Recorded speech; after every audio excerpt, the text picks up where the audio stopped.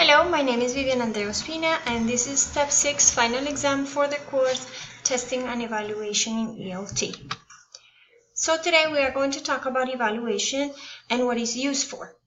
We use evaluation to monitor the learning process, to incorporate new practices for continuous improvement, to also check the acquisition of the competences needed for the students to be able to check on their learning process.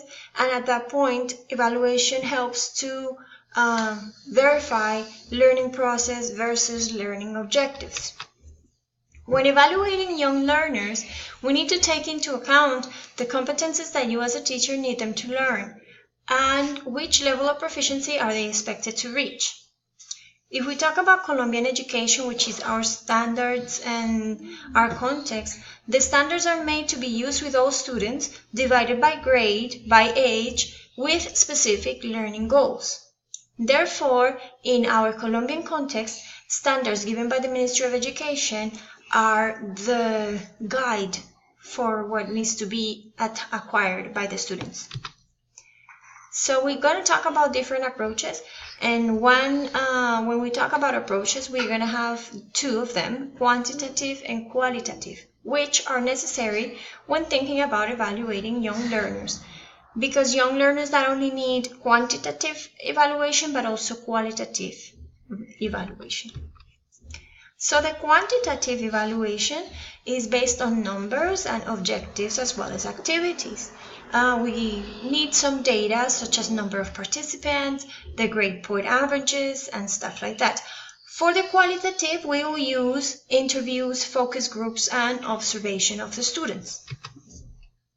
So when we think about quantitative and qualitative research approaches, the quantitative one refers to data analysis and also statistics, and the qualitative one is based more on the interviews and the work that you do with the person himself. So the quantitative approach is a result-based data analysis. The goal of this approach is to discover an universal value so that it will be standardized for everyone. It is applicable in any context, regardless of time, culture, or other factors.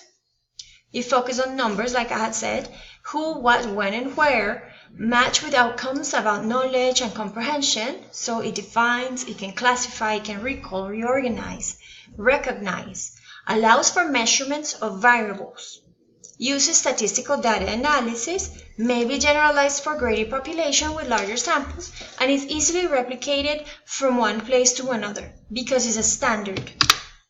Qualitative approach takes into account a more subjective matter to evaluation, longer cycles between program input and outcome, and needs for results in a short time frame, multiple stakeholders, and also it has social settings indifferent from any other program. When we talk about qualitative evaluation or approach, we focus on the text, the narrative from the respondents, why and how, and we match the outcomes about application, analysis, synthesis to evaluation. Seeks to explain and understand the why, the ability to capture elusive evidence of students' learning and development. So it takes into account really the feedback that we will receive from a student. How do we evaluate here in Colombia? Well, this can be related to evaluación integral, because not only are the teachers expected to grade quantitative but also qualitative, taking into account skills for life, values, and also the knowledge that they are acquiring in the learning process. And this is our references from where we took all the information. And thank you very much. I hope you have a good day.